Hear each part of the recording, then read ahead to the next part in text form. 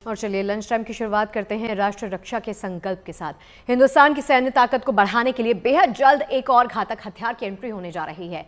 Smart anti airfield weapon यानी SAAW हथियार। ये एक स्वदेशी ग्लाइड बम है जिसे डीआरडीओ ने तैयार किया है। इसे सुखोई 30 MKI समेत पूरे लड़ाकू विमानों के बेड़े को लैस किया जाएगा, जिससे इन विमानों की मारक क्षमता भी काफी हद तक बढ़ जाएगी। रक्षा सूत्रों के मुताबिक इस स्मार्ट हथियार को सैटेलाइट से संचालित किया जा सकता है।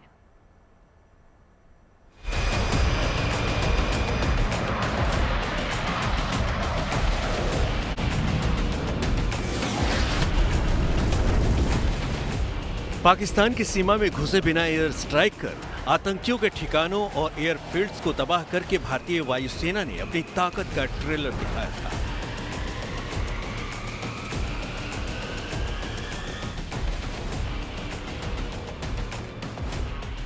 और अब भारतीय वायुसेना अपनी ताकत को और ज्यादा बढ़ाने की मुहिम में जुटी है। वायुसेना अपने लड़ाकू विमानों को स्मार्ट और हाई टेक्नोलॉजी हथियारों से लैस करने की तैयारी में है, जिनमें पहला नाम है स्मार्ट एंटी एयरफील्ड वेपन यानी SAAW हथियार। ये एक ग्लाइड बम है जिसे सुखोई 30 MKI समेत पूरे लड़ाकू विमानों के बेड़े को लैस किया जाएगा, जिससे इन विमानों की मारक क्षमता और बढ़ जाएगी। इस स्मार्ट बम के सटीक प्रहार से बचना मुश्किल ही नहीं, नामुमकिन होगा। दुश्मन के एयरबेस को तबाह और बर्बाद करने में इसका कोई सानी नहीं।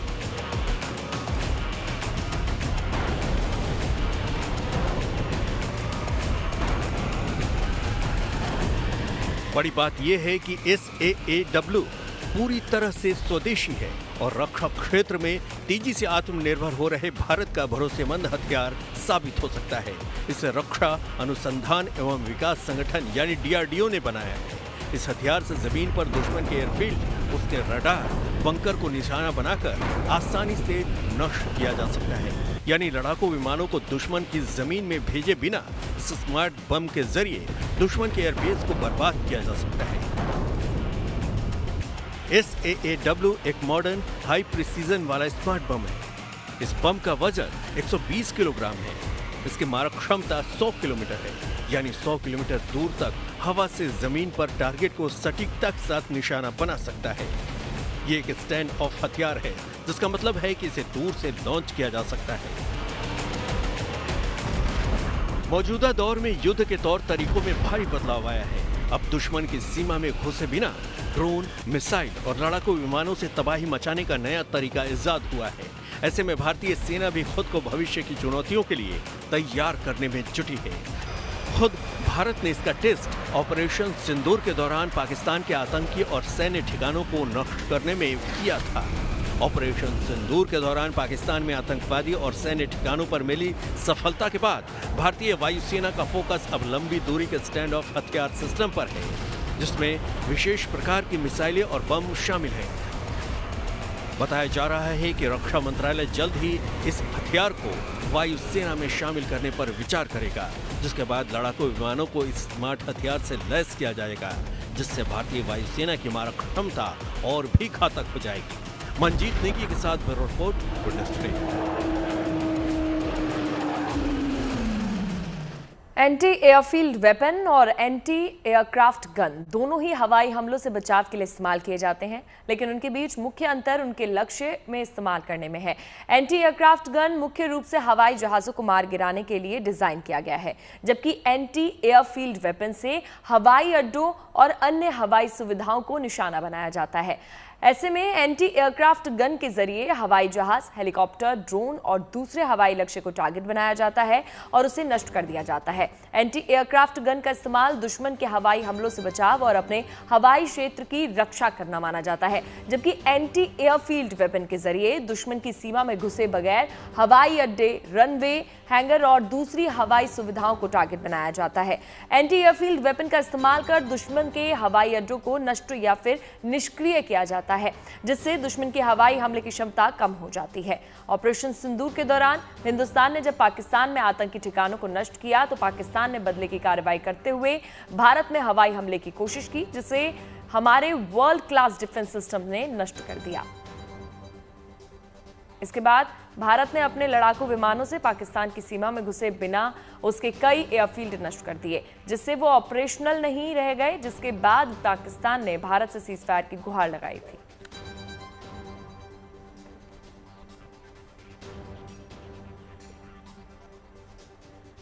जिंदगी का कोई भी पहलू अब आर्टिफिशियल इंटेलिजेंस से अछूता नहीं है। हाल ही के दिनों में इसका इस्तेमाल काफ़ी हद तक बढ़ गया है, हम सब ने देखा है। लेकिन अब जो एआई की खबर हम आपको दिखाने वाले हैं वो थोड़ी सी टेंशन बढ़ाने वाली है। कैसे, देखिए ज़रा।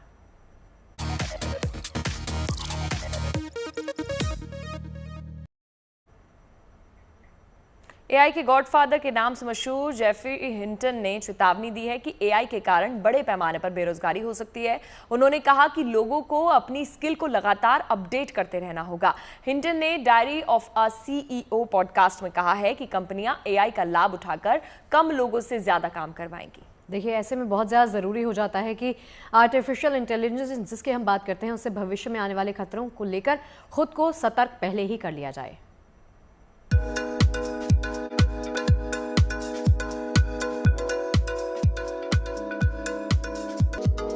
तकनीक का विकास इतनी तेजी से हो रहा है कि भविष्य में इसके जरिए ऐसे काम भी हो सकेंगे जिसकी शायद कल्पना भी नहीं की जा सकती।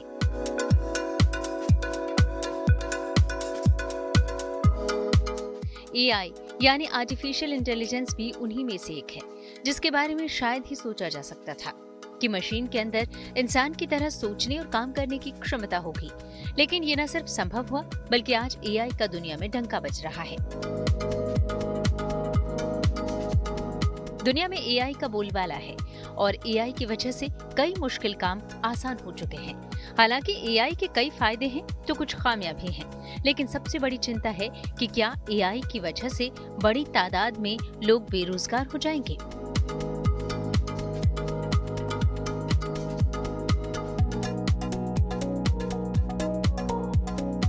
क्योंकि गॉडफादर ऑफ एआई के नाम से मशहूर जेफरी हिंटन ने चेतावनी दी है कि आने वाले कुछ वर्षों में एआई की वजह से बड़े पैमाने पर नौकरियां खत्म हो सकती हैं। हिंटन ने कहा कि अगर किसी इंसान को नौकरी बचाना है तो उन्हें अपने स्किल को लगातार अपडेट करना होगा। इंसान को नौकरियों पर ज्यादा ध्यान देना होगा जिसे करना एआई के बूते की बात न हो। आर्टिफिशियल इंटेलिजेंस के माध्यम से लंबे समय में किए जाने वाले कार्यों को सफलतापूर्वक बहुत थोड़े समय में और बहुत कम मैन पावर के साथ किया जा सकता है। इसको देखते हुए कई इंडस्ट्रीज जैसे software, health care, communication, even flying में आने वाले समय में मैन पावर की जरूरत बहुत कम हो जाएगी। सोफिस्टिकेटेड और मुश्किल से किए जाने वाले काम एआई के माध्यम से चुटकियों में किए जा सकेंगे और जो मैन पावर इन सब कामों में लगी हुई है उस पर लोगों की निर्भरता कम हो जाएगी। इससे नौकरियां जा सकती हैं। अमेरिका में इस साल कई बड़ी टेक कंपनियों ने बहुत बड़ा ले ऑफ किया है, लोगों को नौकरियों से छुट्टी दी है, जिनकी संख्या हजारों में है। और ये कहा जा रहा है कि इसका एक बड़ा कारण एआई का बहुत बड़ा अडॉप्शन है। Diary of a CEO podcast में जेफरी हिंटन ने कहा कि एक और कुछ लोग एआई को सहायक के रूप में इस्तेमाल करेंगे, वहीं कंपनियां इसका लाभ उठाकर कम लोगों से ज्यादा काम करवाएंगी। जेफरी हिंटन को वर्ष 2024 में मशीन लर्निंग के क्षेत्र में उनके अद्वितीय योगदान के लिए नोबेल पुरस्कार से नवाजा गया था। वे वर्तमान में यूनिवर्सिटी ऑफ टोरंटो में कंप्यूटर साइंस के एमेरिटस प्रोफेसर के रूप में कार्यरत हैं। एआई पर उनका दशकों पुराना शोध आज के दौर में सबसे ज्यादा प्रासंगिक हो गया है। हिंटन ने इस बात पर भी जोर दिया कि अब एक व्यक्ति और एआई मिलकर वही काम कर पाएंगे जिसे पहले 10 लोग मिलकर करते थे। इस तरह न केवल कर्मचारियों की संख्या में कटौती होगी बल्कि शुरुआती स्तर की नौकरियां मिलना ही बंद हो जाएंगी। हम सबको ही पता है कि एआई हर एक फील्ड को इम्पैक्ट कर रहा है। आप बस नाम लीजिए, चाहे एजुकेशन हो, गवर्नेंस हो, लॉ हो, बिजनेस हो, एआई हर जगह है और इसके कहीं ना कहीं नुकसान भी हैं और कहीं ना कहीं फ़ायदे भी हैं। जब मैं फ़ायदों की बात करूं तो ये बात ज़रूर है कि एआई हमारी एफिशिएंसी को भी बढ़ा रहा है, कहीं ना कहीं स्पीड बढ़ा रहा है, अलग अलग जगह ऐसी डेवलपमेंट्स कर रहा है जिसकी हम कल्पना भी नहीं कर सकते कि इंसान जो है इतनी जल्दी उन डेवलपमेंट्स को पा सकता है। खासकर हमने ये चीज़ मेडिकल फ्रेटर्निटी में देखी है, हमें डिफेंस सेक्टर में बहुत सारी चीज़ें ऐसे देखने को मिल रही हैं, लेकिन साथ ही साथ हमें समझना पड़ेगा कि इसके नुकसान भी काफ़ी हैं। सबसे बड़ा नुकसान ये है हमारी ओवर डिपेंडेंसी अपॉन एआई पे हम इतना निर्भर हो चुके हैं कि हम खुद का दिमाग इस्तेमाल नहीं कर रहे हैं। इसका सबसे बड़ा एग्जाम्पल है चैट जीपीटी का उपयोग। जब चैट जीपीटी हम सब लोग इस्तेमाल करते हैं, छोटे से छोटा टास्क, चाहे वो मेल लिखना हो, किसी को जवाब देना हो, कुछ सोचना हो, कोई नया आइडिया तक लाना हो। जेफरी हिंटन ने कहा कि नए पास आउट्स को मिलने वाली जॉब्स धीरे धीरे समाप्त हो जाएंगी। उन्होंने बताया कि जो लोग कॉल सेंटर, बुनियादी डेटा एंट्री जैसी नौकरियों पर निर्भर हैं, उनके लिए एआई एक बड़ा खतरा बन सकता है। हिंटन का कहना है कि आने वाले वर्षों में ये सभी नौकरियां मशीनें ले सकती हैं। उन्होंने ये भी जोड़ा कि भले ही कुछ कंपनियां एआई को मानव कर्मचारियों की सहायता के लिए रखें, लेकिन इससे भी कुल कर्मचारियों की संख्या में गिरावट आएगी। हिंटन ने कहा कि शारीरिक श्रम से जुड़ी नौकरियां अभी सुरक्षित हैं, क्योंकि एआई को भौतिक कार्यों में महारत हासिल करने में अभी लंबा समय लगेगा। ऐसे में प्लम्बर या इलेक्ट्रीशियन बनना एक सुरक्षित विकल्प हो सकता है। तकनीकी जगत में अक्सर कहा भी जाता है कि एआई के आने से नई नौकरियां भी पैदा होंगी, लेकिन हिंटन इससे सहमत नहीं है। उनका कहना है कि अगर एआई सभी बौद्धिक कामों को कर लेगा तो इंसानों के लिए बचा ही क्या रह जाएगा। कई देशों में एआई से होने वाली बेरोजगारी को देखते हुए यूनिवर्सल बेसिक इनकम यानी यूबीआई की बात हो रही है, लेकिन हिंटन ने इसके मनोवैज्ञानिक प्रभाव को लेकर भी चिंता जताया है।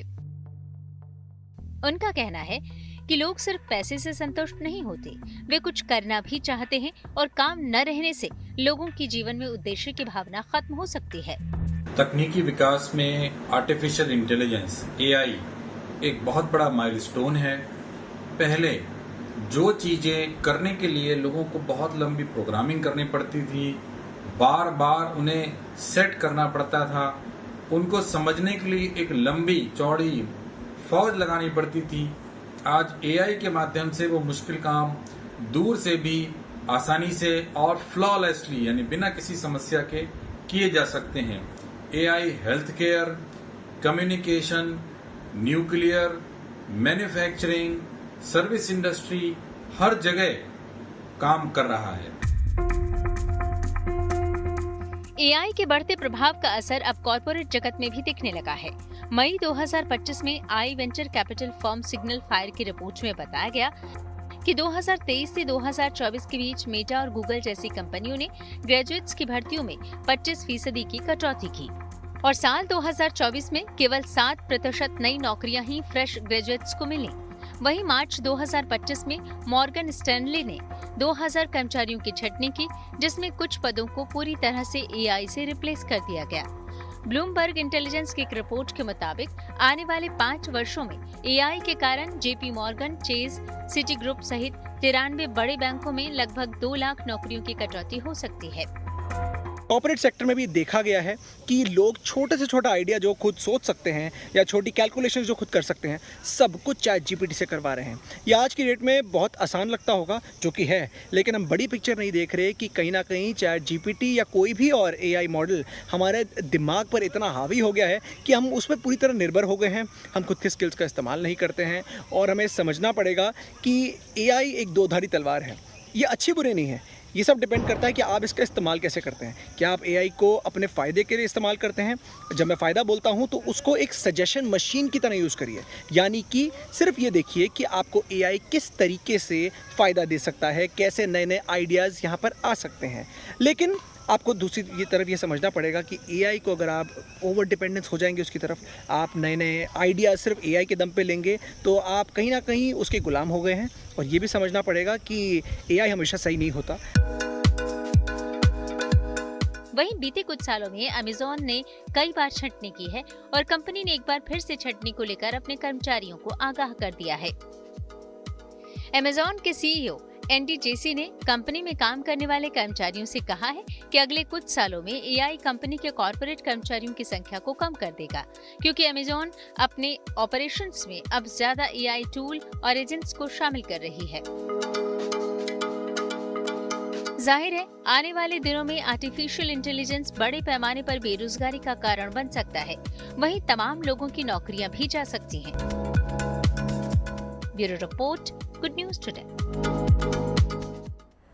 दिल्ली में Chhatrapati Shivaji Maharaj multi dimensional museum बनकर तैयार हो गया है। इस म्यूजियम में आने वाले दिनों में छत्रपति शिवाजी महाराज के जीवन, दर्शन और उपलब्धियों को करीब से देखने का मौका मिलेगा।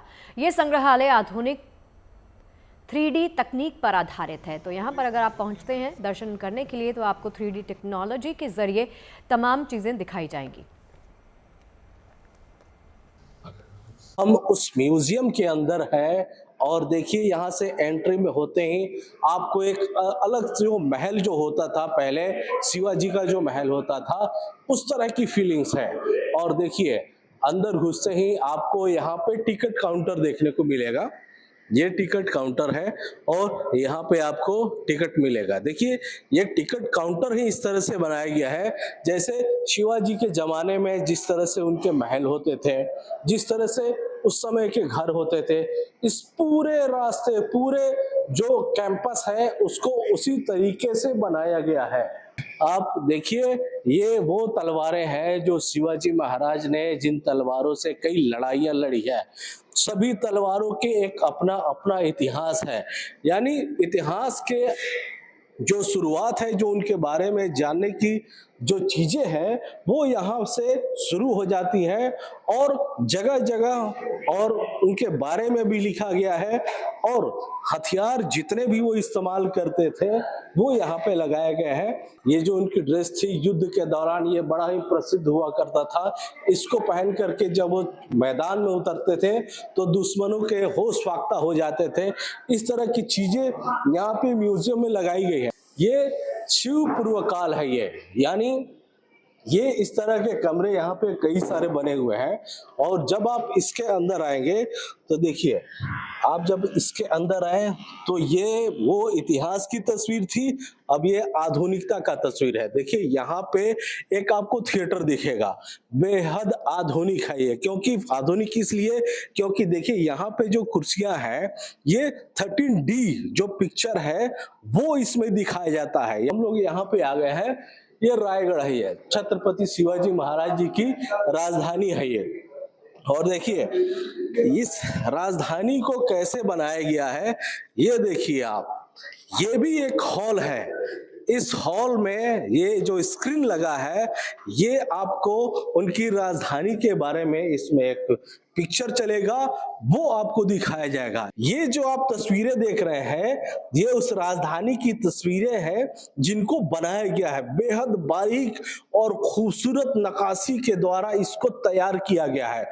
इस स्क्रीन पे जो भी पिक्चर चलेगा, इस राजधानी को आखिर कैसे बनाया गया, शिवाजी ने कैसे इसकी स्थापना की, उन सभी का जिक्र इसमें है। इस हॉल में इस तरह के स्क्रीन लगाए गए हैं और इस स्क्रीन में ये जो रायगढ़ की ये राजधानी, ये जो जगह है, इसके बारे में बताया गया है। और आप इस स्क्रीन को टच करेंगे, जो भी आपको जानना होगा यहाँ जब आप टच करेंगे तो उसके बाद उसके बारे में आपको ये जो बनाया गया है इस पे देखने को मिलेगा। जल्द ही जो है वो इसको उद्घाटन किया जाएगा, आम लोगों के लिए खोला जाएगा। और यकीन मानिए जितना इतिहास के बारे में ये चीजें बताती है, आधुनिकता उससे कहीं ज्यादा है। यानी यहाँ पर जब भी ये खुलेगा, यहाँ आकर आपको बहुत अच्छा लगने वाला है और आप पूरे परिवार के साथ यहाँ पर आकर अपना एक जो वीकेंड होता है वो भी एंजॉय कर सकते हैं और इसके साथ ही छत्रपति शिवाजी के बारे में जानकारी भी हासिल कर सकते हैं। अमरदीप कुमार।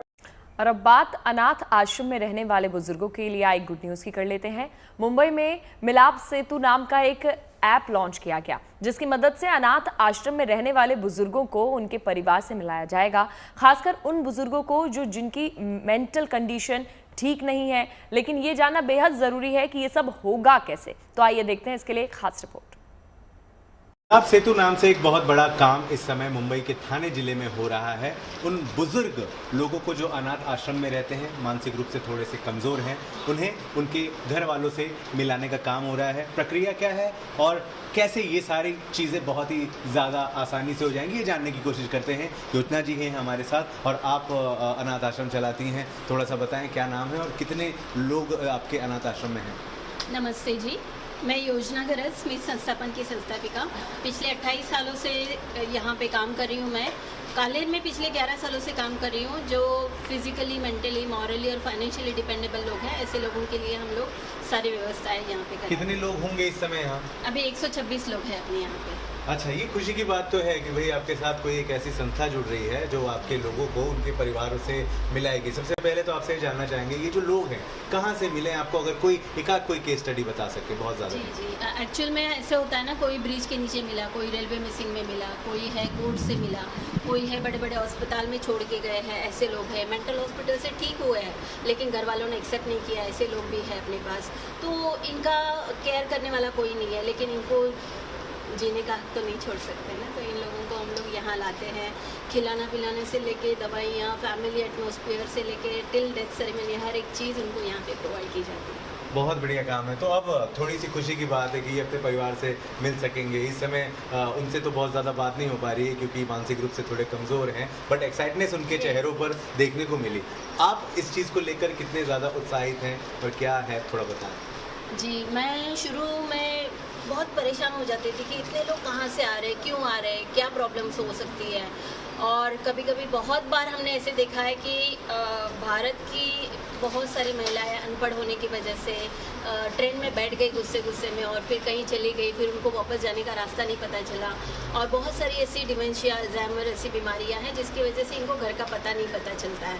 तो ऐसे लोगों को ढूंढने में मिलाप हमें बहुत हेल्प कर सकता है। तो मैं बहुत खुशी से, मतलब ऐसे मुझे खुशी हो रही है क्योंकि हम पहले ना बहुत भागते थे, यहाँ पुलिस स्टेशन जाओ, यहाँ जाओ, वहाँ जाओ, रेलवे में जाओ, सोशल मीडिया पे जाओ, ढूंढो, मतलब ढूंढते हम परेशान हो जाते थे और टिल एंड तक, मतलब टिल डेथ तक कोई नहीं आता था उनको देखने के लिए। अब खुशी हो रही है कि टेक्नोलॉजी के थ्रू सारा क्रू अपने साथ है और उनको जल्दी से जल्दी अपना घर मिलेगा, अपना परिवार मिलेगा।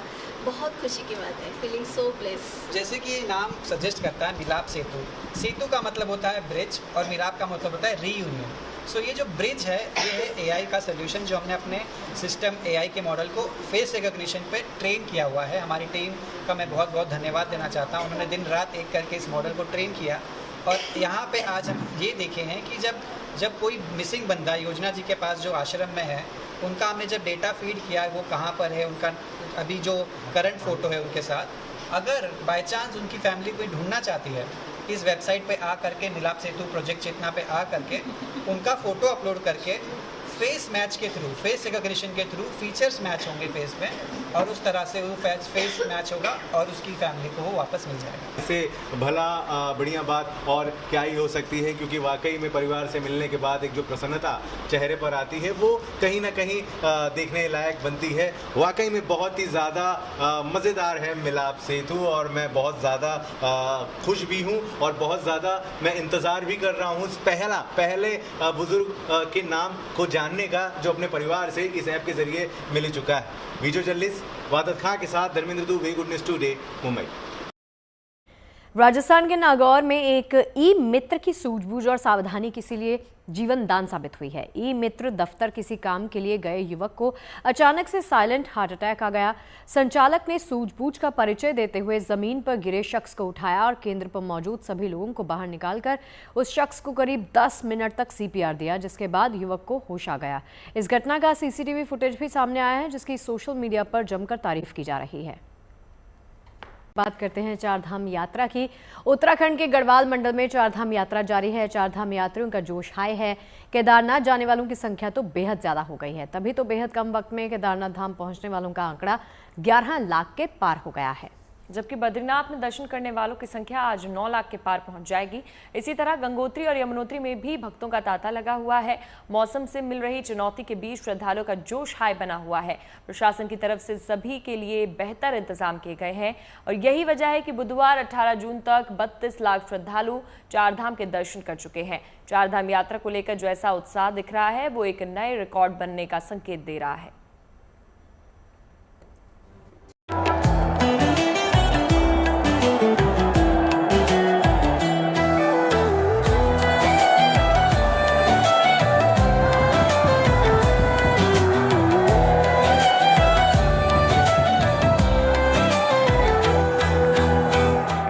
मौसम के बदले हुए मिजाज के बीच भी चारधाम की यात्रा न सिर्फ जारी है बल्कि यात्रा को लेकर श्रद्धालुओं का उत्साह भी देखने वाला है। केदारनाथ धाम हो या भगवान बद्री विशाल का दरबार या फिर गंगोत्री या यमुनोत्री धाम, चारों ही धाम में प्रतिदिन बड़ी संख्या में श्रद्धालु पहुंच रहे हैं। मैं मौजूद हूं धरासू यमुनोत्री नेशनल हाईवे पे और ये वही हाईवे है जहां से यमुनोत्री धाम की यात्रा पूरी करने के बाद तीर्थ यात्री गंगोत्री धाम की ओर रवाना होता है। लगातार यमुनोत्री और गंगोत्री धाम में यात्रियों की संख्या में इजाफा होता चला जा रहा है। हमें बहुत मजा आ रहा है यात्रा को आगे बढ़ाते हुए। व्यवस्थाएं सरकार ने भी अच्छी कर रखी है, रोड भी अच्छे हैं और प्रकृति अगर साथ देती है तो प्रकृति की कुछ छटाएं हैं, बारिश किसी समय आ सकती है जा सकती है, वो अलग बात है, बाकी अच्छी व्यवस्थाएं हैं। अब जो देखने को मिल रहा है वो यात्रा व्यवस्थाओं को लेकर के एक संतुष्टि का आभास करा देता है, यानी कि जो अभी तक की जो यात्रा है वो निर्बाध रूप से लगातार तीव्र गति से गति पकड़ती हुई चली जा रही है। बारिश के बावजूद चारधाम यात्रा को लेकर श्रद्धालु पूरे जोश में दिख रहे हैं। एक दिन पहले यानी 18 जून तक चारधाम यात्रा पर 32 लाख श्रद्धालु पहुंच चुके हैं। 2 मई को कपाट खुलने के बाद से 48 दिनों के अंदर केदारनाथ धाम पहुंचने वाले श्रद्धालुओं की संख्या 11,40,000 के पार पहुंच चुकी है। तो 4 मई को कपाट खुलने के बाद से 46 दिनों के अंदर 8.25 लाख श्रद्धालु भगवान बद्री विशाल के दर्शन कर चुके हैं। 30 अप्रैल को गंगोत्री और यमुनोत्री धाम के कपाट खुलने के साथ ही चारधाम यात्रा शुरू हो गई थी। तब से लेकर इन दिनों धाम पहुंचने वाले श्रद्धालुओं की संख्या 10 लाख के पार जा चुकी है। 18 जून तक के आधिकारिक आंकड़ों के अनुसार कुल 10,18,711 यात्री गंगोत्री और यमुनोत्री धाम के दर्शन करने पहुंचे। 5,12,931 यात्री गंगोत्री तो 5,05,780 यात्री यमुनोत्री धाम पहुंच चुके हैं। चारों धाम में जिस तरह हर दिन बड़ी संख्या में श्रद्धालु उमड़ रहे हैं, उसे देखते हुए ये तय माना जा रहा है कि इस सीजन में यात्रा का एक नया रिकॉर्ड जरूर बनेगा। उत्तरकाशी से ओमकार बहुगुणा और चमोली से कमल नयन सिलोड़ी के साथ bureau report, good news today. Jammu Kashmir में एक बार फिर से वहां के लोगों के चेहरे पर खुशी की चमक लौट आई है। इसकी वजह है पहलगाम हमले के बाद बंद पड़े पर्यटन स्थलों का खुलना। पर्यटन स्थलों के फिर से खुलने के बाद अब यहां पर एक बार फिर से पर्यटकों की चहल पहल दिखाई पड़ने लगी है।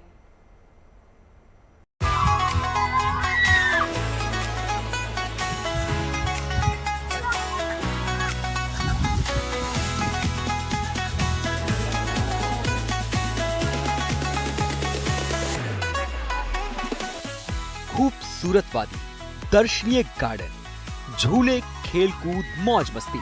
जम्मू कश्मीर एक बार फिर पर्यटकों से गुलजार नजर आ रहा है। ये तस्वीरें उसी पहलगाम की हैं जहां हुए आतंकी हमले के बाद से जम्मू कश्मीर से पर्यटक दूर हो गए थे। अप्रैल में हुए हमले के बाद जम्मू कश्मीर के 48 पर्यटन स्थल बंद पड़े थे, जिनमें से 16 फिर से खोल दिए गए हैं। उन्हीं में से एक है बेताब वैली, जहां अच्छी खासी संख्या में पर्यटक पहुंचने लगे हैं और यहां की खूबसूरत वादी का दीदार करते हुए मौज मस्ती में डूबे हुए नजर आ रहे हैं। बेताब वैली जो पहलगाम का एक खूबसूरत इलाका है, मैं इस वक्त मौजूद हूं जहां पर मुकामी व गैर मुकामी टूरिस्ट की एक अच्छी तादाद इस वक्त देखने को मिल रही है। टूरिस्ट का ये कहना है कि ये इलाका सेफ है और यहाँ पर कोई डर या खौफ महसूस नहीं हो रहा है। पर्यटक भी पहलगाम आकर बेहद खुश दिख रहे हैं। अभी इस टाइम पे कश्मीर में सिक्योरिटी पहले से बहुत ज्यादा इंक्रीज हो गई है। जैसे हम रास्ते में भी आ रहे थे, हमें बहुत जगह पे आर्म फोर्सेस दिखे थे, सब लोग खड़े हुए हैं। और हम अभी पहलगाम से ही आ रहे हैं, मतलब जहाँ पे अटैक हुआ था उधर उस जगह से, तो वहाँ पे भी काफी अच्छी सिक्योरिटी है और काफी लोग आ रहे हैं, घूम रहे हैं। तो अभी तो सब कुछ नॉर्मल है वहाँ पे। बहुत अच्छा लग रहा है, बहुत कुछ है यहाँ पे करने के लिए, बहुत सुंदर है और ऐसा कोई दहशत का माहौल नहीं है, काफी सेफ फील हो रहा है। टूरिस्ट आ रहे हैं, अभी धीरे धीरे आना सब शुरू करेंगे। जम्मू कश्मीर में फिर से खोले गए 16 पर्यटन स्थलों में से 8 जम्मू के हैं तो 8 कश्मीर के हैं। जम्मू में फिर से खुले पर्यटन स्थल में से एक ये देवी पिंडी है। यहाँ भी अब अच्छी खासी संख्या में पर्यटकों की आमद शुरू हो गई है। यहाँ पहुंचकर पर्यटक माता वैष्णो देवी के दर्शन कर ही रहे हैं, साथ ही साथ घूमने और स्नान का भी पूरा आनंद ले रहे हैं। देवी पिंडी मंदिर रियासी जिले की पहाड़ियों में स्थित मंदिर है।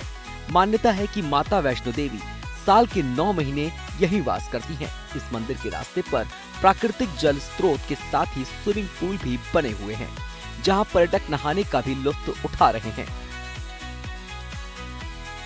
श्रीनगर का बादामवाड़ी गार्डन भी एक बार फिर खुल चुका है। यहाँ भी अब पर्यटकों को आना शुरू हो चुका है। एक्चुअली में हम लोगों ने, मैं, मम्मा और हैदर ने पहले प्लान किया था जस्ट बिफोर द अटैक कि कश्मीर चलेंगे, क्योंकि हमेशा से सुनते थे Kashmir is the paradise on earth, it's the Switzerland of India.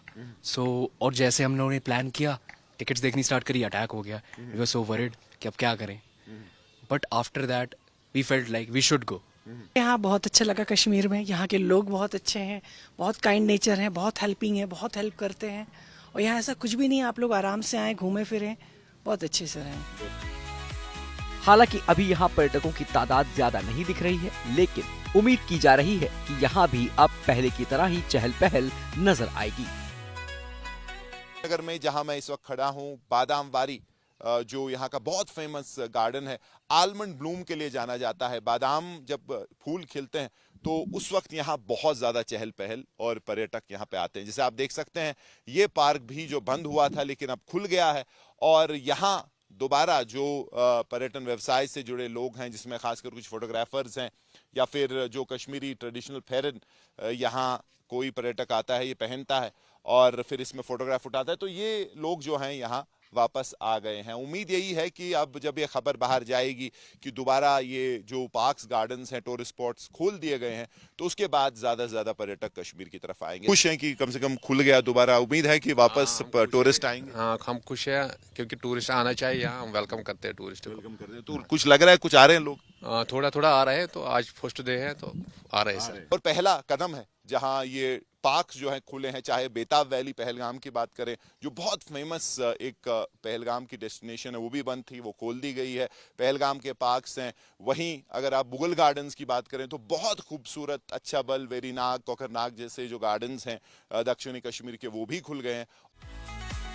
LG Manoj Sinha के निर्देश पर फिर से खोले गए इन पर्यटन स्थलों से अब जम्मू कश्मीर के पर्यटन उद्योग को रफ्तार मिलने की उम्मीद है, जिसका फायदा स्थानीय लोगों को भी मिलेगा। पहलगाम से आरिफ बलोच, रियासी से गौरव पराशर और श्रीनगर से मीर फरीद की report, good news today.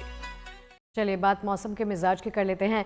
Monsoon ने एक बार फिर से रफ्तार पकड़ ली है, तेजी से ये आगे बढ़ता जा रहा है। तभी तो तय वक्त से पहले मानसून ने राजस्थान में एंट्री मार ली है। अब तक मानसून देश के कई हिस्सों को कवर कर चुका है। जगह जगह मानसूनी बारिश भी लगातार जारी है और लोग खुशनुमा मौसम का लुत्फ उठाते देखे जा सकते हैं। हिमालयन रीजन में मानसून के 1-2 दिन में पहुंचने का अनुमान है, लेकिन दिल्ली में अभी भी इसका इंतजार है। दिल्ली में बादलों की लुक्का छिपी लगातार जारी है। 21 जून को पूरी दुनिया योग करेगी। भारत का दुनिया को दिया ये सबसे अनमोल तोहफा है। हर साल 21 जून को योग दिवस मनाया जाता है। राजधानी दिल्ली से लेकर 7 समंदर पार तक योग दिवस के रंग बिखरे नजर आएंगे। वहीं लखनऊ से लेकर दिल्ली तक योग दिवस की तैयारियां भी मुकम्मल कर ली गई हैं। लेकिन क्या आपको पता है कि 21 जून को ही योग दिवस क्यों मनाया जाता है? 21 जून साल का सबसे लंबा दिन होता है। इसे योग के दृष्टिकोण से आध्यात्मिक महत्व वाला दिन माना जाता है और माना यह भी जाता है कि इसी दिन से भगवान शिव ने योग की शिक्षा अपने शिष्यों को देना शुरू किया था। इसीलिए इसे योग की शुरुआत का प्रतीक भी देखा जाता है। अपने प्रकृति के अनुसार और अब बात गुजरात के छोटा उदेपुर के कलेक्टर गार्गी जैन की करते हैं, जो अपने बिजी स्केड्यूल के बीच में अपनी फिटनेस को लेकर सोशल मीडिया पर काफ़ी सुर्खियों में हैं। योग से लेकर साइकिलिंग सीट, अब तक गार्गी जैन अपने फिटनेस के वीडियोस इंस्टाग्राम पर अपलोड करती रहती हैं। वो अपने कर्मचारियों को भी फिटनेस के प्रति लगातार जागरूक करती आई हैं। आमतौर पे लोग जो एक्सरसाइज नहीं करते हैं और जो अपने आप को ठीक मतलब हेल्दी नहीं रखते, वो अपना बहाना बताते हैं कि उनको टाइम नहीं मिलता है। लेकिन गुजरात के अंदर एक IAS ऑफिसर जो जिला कलेक्टर है और महिलाएं हैं, ट्राइबल एरिया के अंदर वो पूरा पदभार संभाल के रखे हैं, लेकिन वो हेल्थ कॉन्शियस है। उनकी जो एक्सरसाइज के जो वीडियो है सोशल मीडिया में काफ़ी वायरल होते हैं। हमारे साथ है छोटाउदेपुर के कलेक्टर गार्गी जैन, उनसे ही बात करेंगे। मैडम, आप जो है एक तो जिला कलेक्टर है, लेकिन साथ में आप जो अपने आप को फिट रखते हैं, इसका मेन कारण क्या है?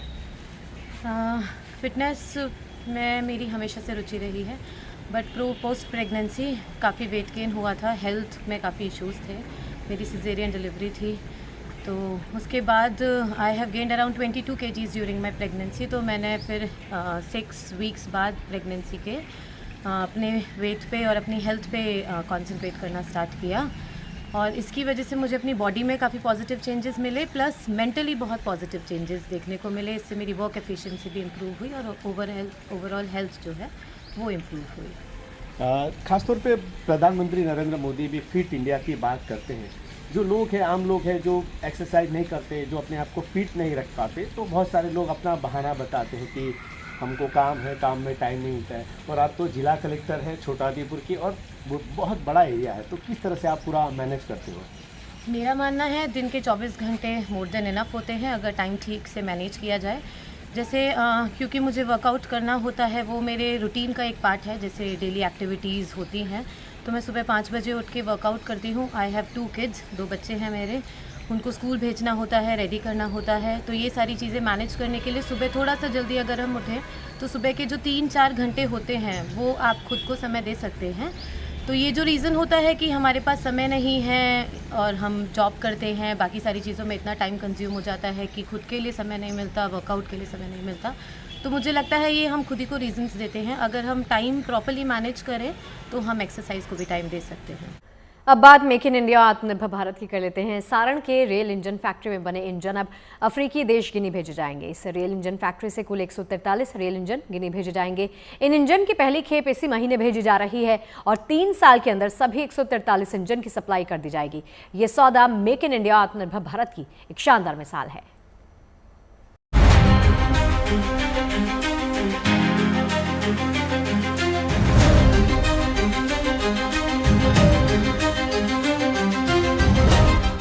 बिहार के सारण में बने ये रेल इंजन बहुत जल्द अफ्रीका में पटरियों पर दौड़ते दिखाई देंगे। सारण के मढ़ौरा रेल इंजन कारखाने में इन रेल इंजन्स को वेबटेक लोकोमोटिव कंपनी ने बनाया है। ये ताकतवर इंजन बरसों से देश में रेल की पटरियों पर अपनी सेवाएं दे रहे हैं और अब ये इंजन अफ्रीकी देश गिनी में मुसाफिरों को उनकी मंजिल तक पहुंचाएंगे। ये सिमंडू लोकोमोटिव वेबटेक ग्लोबल कॉरपोरेशन का जीत है। वो इंडिया में मढ़ौरा बिहार की फैक्ट्री में बन रहा है और वो पहले लोकोमोटिव जो बना है उसका नाम दिया है और उसका अनवेल किया है। बहुत अच्छा ये है कि ये मेक इन इंडिया और आत्मनिर्भर भारत का बहुत परफेक्ट एग्जाम्पल है ये, कि हम यहाँ पे एक वर्ल्ड क्लास लोकोमोटिव बन के अफ्रीका भेजेंगे और हमारा पूरा कॉन्फिडेंस है कि ये अफ्रीका में जाके बहुत अच्छा चलेगा। इन रेल इंजन के लिए मढ़ौरा रेल इंजन कारखाने का अफ्रीकी देश गिनी से पहले ही करार हो चुका है। इस करार के तहत गिनी को 143 डीजल रेल इंजन का निर्यात किया जाएगा। डीजल इंजनों की पहली खेप इसी महीने सप्लाई की जाएगी। 2028 तक गिनी को 143 रेल इंजन निर्यात किए जाएंगे। इन इंजन को शिप में लोड करके समंदर के रास्ते गिनी तक पहुंचाया जाएगा।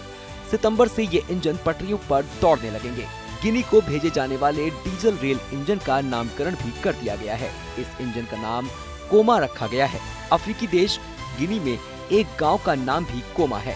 भारत में स्वदेशी तकनीक से बने ये इंजन मेक इन इंडिया और आत्मनिर्भर भारत की मिसाल बन गए हैं। सारण का रेल इंजन कारखाना अब तक रेलवे के लिए 700 रेल इंजन बना चुका है। फिलहाल इस कारखाने के एक जोन में भारत में इस्तेमाल होने वाले इंजन बन रहे हैं तो दूसरे जोन में एक्सपोर्ट होने वाले इंजन तैयार किए जा रहे हैं। ये कारखाना अब विश्व स्तरीय रेल इंजन निर्माण की मिसाल बन गया है। सारण से Alok Kumar Jaiswal, good news today. Mathura की सांसद हेमा मालिनी ने आश्रम में महिलाओं के लिए 11 लाख रुपए की सुविधाओं की सौगात बांटी। हेमा मालिनी ने वृंदावन के कृष्ण कुटीर महिला आश्रम सदन के लिए 12 cooler, 4 solar inverter, 1 deep freezer भेंट किया है। इसके साथ ही महिलाओं को मंदिरों में दर्शन के लिए आने जाने के लिए एक गोल्फ कार्ट का भी तोहफा दिया। इस मौके पर हेमा मालिनी ने महिलाओं से संवाद कर उनका हालचाल भी जाना।